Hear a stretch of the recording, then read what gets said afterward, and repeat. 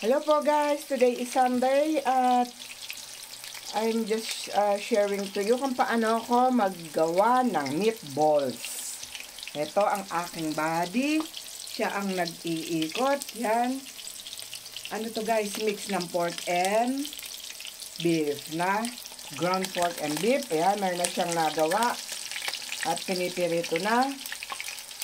At medyo haba-habaan natin ang ating vlog for today kasi para hindi siya malagas. Kasi minsan naglalagas pa rin siya. Yan. Kaya ngayon, nandito ako ang videographer at meron akong PA, personal assistant sa ating pagluluto. Yan. Meron pa ganyan-ganyan. Oh, yun. Alam nyo kung ano ang nilagay ko dito sa ground pork and beef na to. Nagdurog ako ng ano na yan? Swivel and knobi. Onion and garlic na dinurog. Nilagyan ko siya ng asin, paminta, at ang aking sekreto na powder panimpla.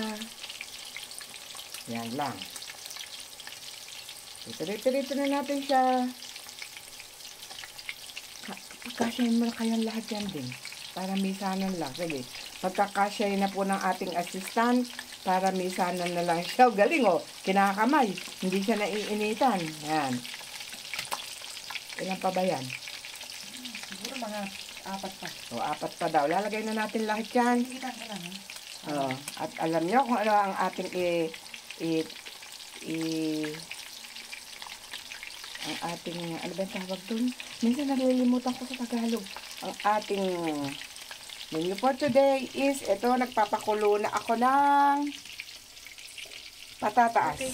Potato kinulo. At, ayun, ang broccoli. Look, ito ang ating kasama. Yan. Malambot na siya, guys. Broccoli, tsaka cauliflower.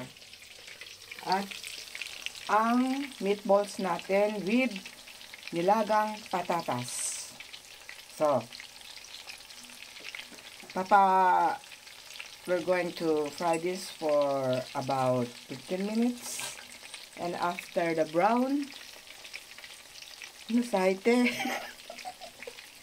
Ano ba yan? Ipapalit natin ang side. Babalik ta rin. Babalik ta rin natin. Ang para yung isa naman ay maluto. Yes, para maluto. Uy, galing naman ni Junaki sa Tagalog. Nadaig pa si Mama.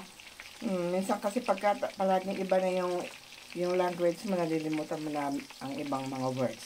Okay, tapos na ba? O, maghugas na ng kamay.